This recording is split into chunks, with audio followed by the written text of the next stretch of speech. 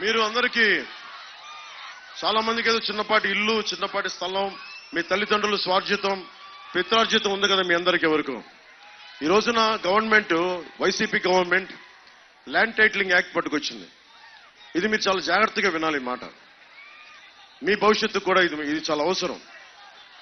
మీరు చెప్పండి, ఒక బ్యాంక్ అకౌంట్ మీ దగ్గర ఉంటే మీరు ఎంత కాదనుకున్నా ఇది భారతదేశపు మౌలికమైన సమస్య. ఇది చేతుల్లో నేను నీకు ఎలా చెప్తాను, డిజిటల్గా నేను నీకు ఇచ్చేస్తాను, నీ మొత్తం ఆస్తి పత్రాలనే డిజిటల్గా ఉంటాయని జగన్ చెప్తా ఉన్నాడు.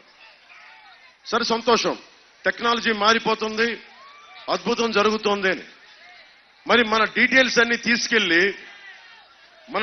అన్ని తీసుకెళ్లి హైదరాబాద్లోని అక్కడ మనం కూర్చోబెట్టి ఒక కంపెనీలో పెడతాడు. నానక్రామంగూడలో ఒక కంపెనీ ఉంది, వైసీపీ వాళ్ళది. ఆ కంపెనీలో మీ ఆస్తి డీటెయిల్స్ అన్ని పెడతాడు.